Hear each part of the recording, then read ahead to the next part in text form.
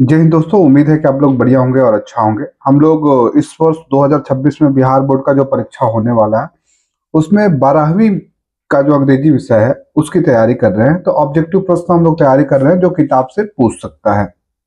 खास तौर से ऐसे प्रश्न कि जो इस साल परीक्षा में आ सकता है। 40 प्रश्न परीक्षा किताब से पूछता है, आपकी किताब से जो टेक्स्ट बुक है, जिसमें से आपको कोशिश है कि 35 प्लस हो जाएगा। ठीक है, तो आज मैं 5वां सेट आपसे करा रहा हूँ। इसके पहले 4 सेट करा चुका हूँ, 20-20 क्वेश्चन का सेट कराता हूँ। ठीक है, तो वीडियो के अंत तक बने रहिएगा, आपके लिए बहुत यूजफुल होने वाला है वीडियो। चलिए शुरू करते हैं। पहला क्वेश्चन आपका है, the origin of English novel is traced back. The origin मतलब उत्पत्ति। जो ओरिजिन ऑफ इंग्लिश नॉवेल, अंग्रेजी उपन्यास की जो उत्पत्ति है, इज लास्टेड, वो ट्रेस बैक, वो ट्रेस किया गया, मतलब वो आया, उत्पत्ति हुआ उसका, कब हुआ था? तो इसमें ऑप्शन नंबर आपका क्या हो जाएगा? सी सही हो जाएगा। 18th सेंचुरी, 18वीं शताब्दी में। 18वीं शताब्दी में क्या हुआ कि अंग्रेजी उपन्यास का जो उत्पत्ति हुआ ना, वो क्या बोलते हैं, उत्पत्ति हुआ और सामने आ गया, लोगों के प्रचलन में आ गया। ठीक है, तो ऑप्शन नंबर सी सही हो जाएगा क्वेश्चन नंबर 1 का। क्वेश्चन नंबर 2 देखिए क्या बोल रहा है। कह रहा है in the poem snake, snake जो आपकी कविता है आपकी किताब में, the voice of the poets education on spotting a snake told him to. ये लाइन भी याद रखिएगा। कह रहा है कि स्नेक जो कविता है ना, उस कविता में कह रहा है कि the voice of the poets education, कवि की सीख की, एजुकेशन मतलब शिक्षा होता है, यहाँ सीख और ज्ञान से संबंधित है। कवि का जो अपना विचार था, वो विचार जो शिक्षा का था, अन स्पॉटिंग अ स्नेक मतलब एक सांप को जब देखते हैं, टोल्ड हिम टू, तो उसे क्या कहा, मतलब उस कविता में ये कहा जा रहा है कि कवि का क्या विचार था कि जब आप सांप देखते हैं तो क्या करें। तो ऑप्शन नंबर आपका डी हो जाएगा, जो सब लोग करते हैं, अधिकतर लोग, टू किल द स्नेक, सांप को क्या कर दीजिए, किल कर दीजिए। ठीक है, मार दीजिए, ऑप्शन नंबर बी सही हो जाएगा। तीसरा क्वेश्चन है, DORO है, ठीक है ना, DO, तो डोरथी L shares suggest that the press often. Press मतलब होता है जो हम लोग न्यूज़पेपर पढ़ते हैं या मीडिया हाउसेस देखते हैं। ठीक है, खास तौर से यहाँ पे प्रिंटिंग प्रेस की बात किया जा रहा है, जो अखबार वगैरह आता है। तो डोरथी एल सेयर सजेस्ट, सजेस्ट मतलब विचार देना होता है, सुझाव देना होता है। That the press often, डोरथी L shares जो राइटर हैं, उनका क्या विचार है कि जो प्रेस होते हैं वो अक्सर क्या करते हैं, वो अक्सर पता है क्या करते हैं? इसमें से देखिए कौन सा ऑप्शन सही हो जाए, बहुत सारे ऑप्शन पढ़ने के लिए समय नहीं है। ऑप्शन नंबर डी सही हो जाएगा, shapes public opinion through selective reporting. क्या करते हैं? Dorothy L suggest, Dorothy L सुझाव देती हैं दैट द प्रेस ऑफन, के प्रेस अक्सर क्या करते हैं, सिप्स पब्लिक ओपिनियन, सिप मतलब आकार देना होता है, सिप्स पब्लिक ओपिनियन, वो जन समूह के जो विचार होते हैं, लोगों के विचार को आकार देते हैं थ्रू सिलेक्टिव रिपोर्टिंग, अपने रिपोर्टिंग के द्वारा, मतलब सिलेक्ट करते हैं और उसको अपने रिपोर्टिंग के द्वारा क्या करते हैं, उन विचारों को मंच देते हैं। जैसे कहीं घटना हो जाती है तो देखते हैं पत्रकारिता में क्या होता है, और न्यूज़पेपर में छप किया जाता है या टीवी चैनलों द्वारा भी दिखाया जाता है। क्वेश्चन नंबर 4 है, what does the poet say about death. कवि मृत्यु के बारे में क्या कहता है? इन द पोयम, कविता में, sweetest love I do not go, sweetest love I do not go जो कविता है ना, उस कविता में डेथ का जिक्र किया गया है। उसके बारे में कवि क्या कहता है? तो कवि कहता है कि it is inevitable and destined.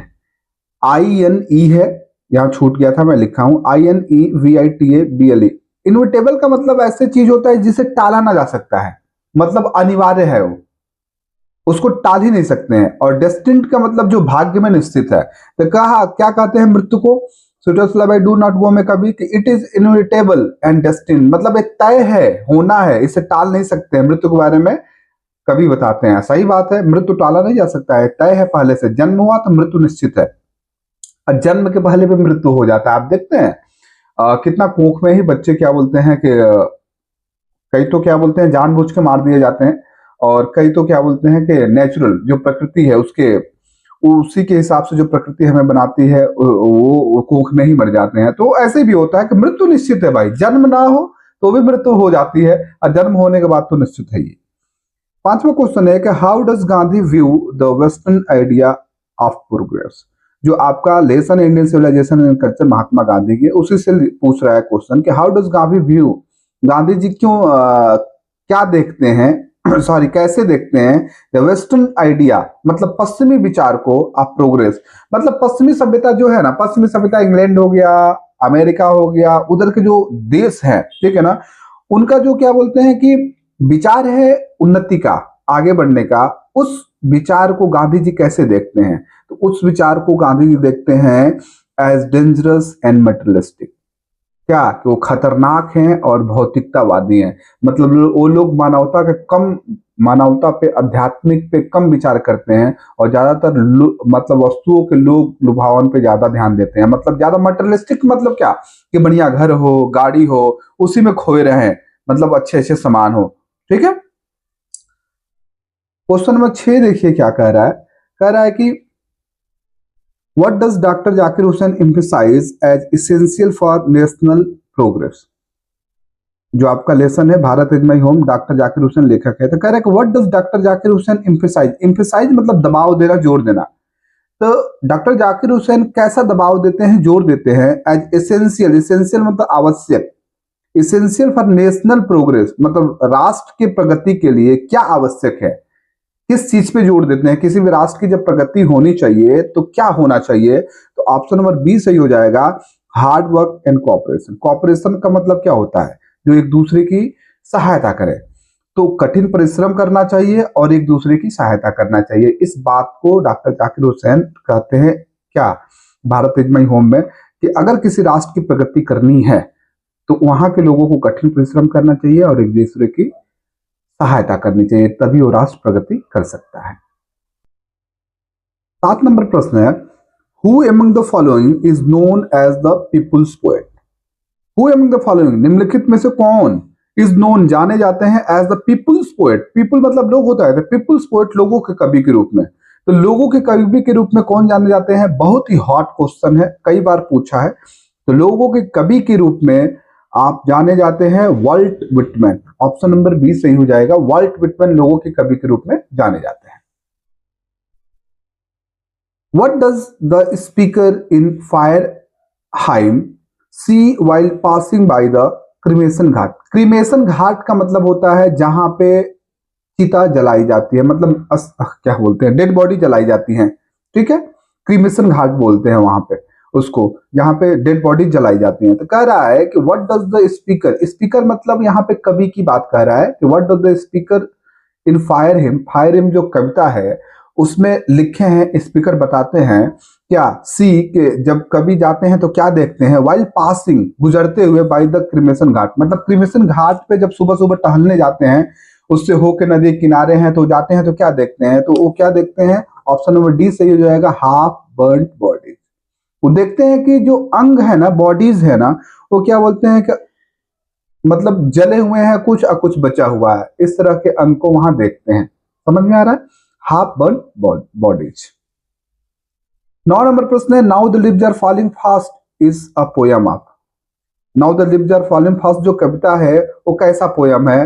वो पोयम आपका है 5 स्टेंजाज का है और 4 लाइन है एक स्टेंजा में, या ये सारी चीजें क्या बोलते हैं कि है कि 5 स्टेंजा है और 5 लाइन है। मतलब कह रहा है कि कितने स्टेंजा है और कितने उसमें लाइन है। तो इसमें ऑप्शन नंबर आपका ये सही हो जाएगा कि now the leaves are falling fast जो कविता है उसमें 5 स्टेंजा है और एक स्टेंजा में 4 लाइन है। मतलब कुल लाइन कितना हो गया? 4 × 20 लाइन हो गया। 10 नंबर प्रश्न आपका है, Martin Luther king junior was assassinated in. Assassinate का मतलब हत्या कर देना। तो मार्टिन लूथर किंग जूनियर जो आई हैव अ ड्रीम लिखे हैं, कह रहा है कि वाज एसेसिनेटेड इन मतलब वो कहां उनकी हत्या की गई थी? सॉरी सॉरी, तो उनकी हत्या की गई थी टेनेसी में। मार्टिन लूथर किंग जूनियर की हत्या कहां की गई थी बाबू? टेनेसी में की गई थी। 11 नंबर प्रश्न है, the line the tribes that worship Lions. बहुत अच्छा क्या बोलते हैं कि ये लाइन है, इसको देखिए आप। कह रहा है कि द ट्राइब, ट्राइब मतलब यहां जनजाति से समझिएगा, लाइन समझिए कितना अच्छी बात कहा जा रहा है। The tribes that worship lions, वे जनजातियां जो शेरों की पूजा की, एंड क्रोकोडाइल्स और मगरमच्छों की पूजा की, डाइड आउट, वो खत्म हो गई। मतलब ऐसी जनजातियां, आप इतिहास पढ़ेंगे तो देखेंगे, कह रहा है कि ऐसी जनजातियां जिन्होंने शेरों और मगरमच्छों की पूजा की वो डाइड आउट, खत्म हो गई, विलुप्त हो गई। while those to whom the cow और सिप, और वे जनजातियां जिन्होंने गाय की पूजा की और सिप मतलब भेड़ की पूजा की, कई आप देखेंगे ना कई जगह भेड़ की भी पूजा होती है, भेड़ की पूजा की, was a sacred animal prospered, मतलब सेकर्ड मतलब पवित्र होता है, ठीक है। तो वे जनजातियां जिन्होंने गाय और भेड़ को पवित्र मान के पूजा की, उनकी क्या हुई, प्रोस्पेर्ड, उन्नति की। तो मतलब ये लाइन कहां से लिया गया, अपीयर्स इन, ये लाइन कहां से लिया गया है, तो ए लाइन लिया गया है, ऑप्शन नंबर बी सही हो जाएगा, ideas that have help main kind. ये आपके जो लेसन है, विचार जिसने मानव जनजाति की विकास में सहायता की, उसी में बात कही गई है। वैसी जनजातियां जिन्होंने शेरों और मगरमच्छों, लाइन याद रखिएगा, लायंस क्रोकोडाइल्स पूछेगा तो ideas that have help main kind. और अच्छी बात भी है भाई, अगर क्या बोलते हैं कि खतरा पालेंगे तो खतरा आप पे भी होगा, बोलते हैं ना, गड्ढा अगर खोदेंगे तो आप भी गिरेंगे, अगर भलाई करेंगे तो आपका भी भला होगा, ठीक है। जैसे पाकिस्तान का हाल देख लीजिए, पहले आतंकवाद को क्या कर रहा था, सह दे रहा था। आतंकवाद ने ऐसा उसको घुटने पे लाके टेक दिया कि वहीं पे आप देखिएगा आए दिन घटना होता रहता है, कभी यहाँ घटना हो गया, कभी वहां घटना। तो शुरू में आप सह दिए कि चलो इसको संरक्षित करके दूसरे को नुकसान पहुंचाते हैं, आज आप ही को नुकसान पहुंच रहा है, दूसरे को तो पहुंचना ही है अगर वही मानसिकता है तो, लेकिन आपको भी नुकसान पहुंचेगा। आप देखिएगा आए दिन वहां पे बम ब्लास्ट होता रहता है, बहुत लोग मरते रहते हैं, ठीक है। 12 नंबर प्रश्न है, how many stanzas are there in the poem ode to autumn. Ode to autumn जो कविता है उसमें कितने स्टिंजाज हैं, तो उसमें कुल आपके 3 स्टिंजाज है, ऑप्शन नंबर सी सही हो जाएगा, 3 स्टिंजा है ऑट टू ऑटम में।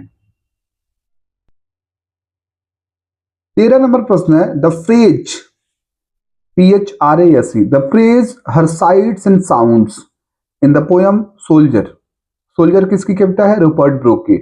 रिफर्स टू मतलब से संबंधित होना, तो कह रहा है जो फ्रेज है ना, कौन, हर साइट्स एंड साउंड्स, ऐसे तो साइट मतलब दृश्य होता है, साउंड मतलब आवाज होता है, तो ये जो उसकी आवाज और उसकी जो क्या बोलते हैं कि साउंड थी, उसकी भाषा जो थी, इन द पोएम कविता में, द सोल्जर रिफर्स टू मतलब कविता में किस लिए इसका यूज किया गया है, हर साइट्स एंड साउंड्स का।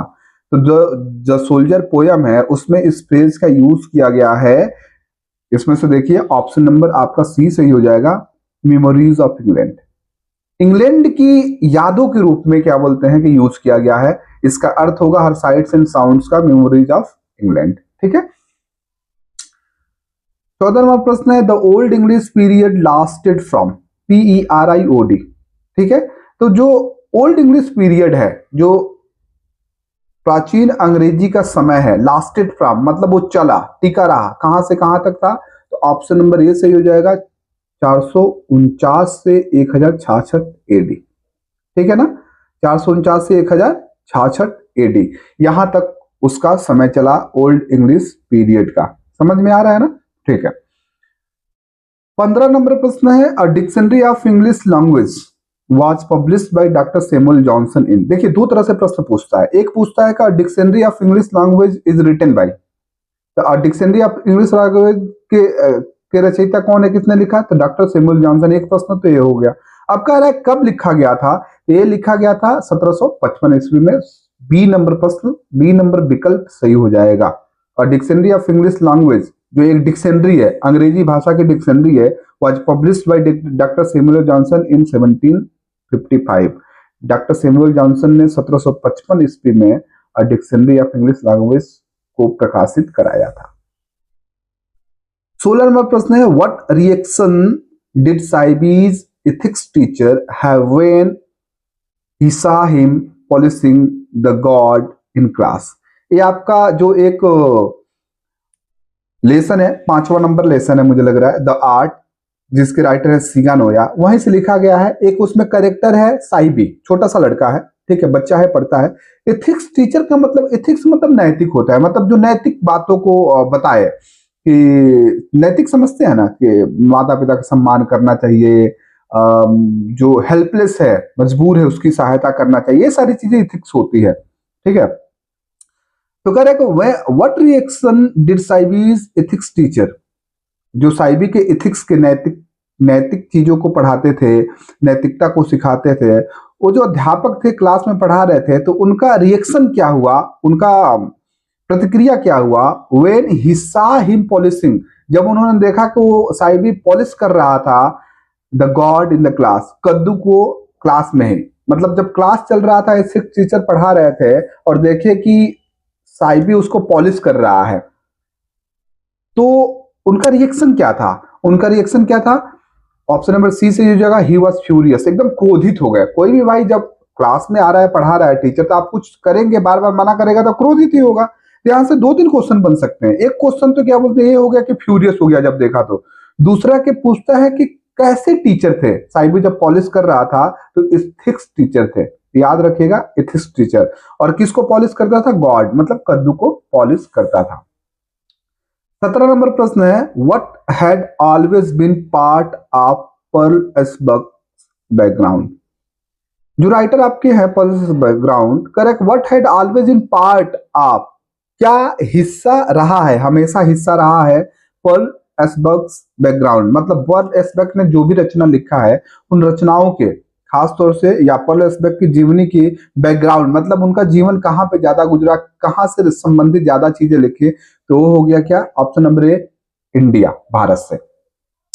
18 नंबर प्रश्न है कि in morality plays the characters were often, जो मोरलिटी प्लेज है, नैतिकता वाले जो प्ले नाटक हैं, द करेक्टर्स वर ऑफन, उसमें जो करेक्टर दिए जाते थे, जो उसमें रोल दिए जाते थे, वो कैसे होते थे? ऑफन किसके होते थे? तो ऑप्शन नंबर आपके कौन से सही हो जाएंगे? ऑप्शन नंबर आपका बी सही हो जाएंगे, वर्चूज पर्सोनिफाइड। उसमें गुणों को दिखाया जाता था, जो गुण होते थे व्यक्ति के, उसको क्या बोलते हैं? दिखाया जाता था।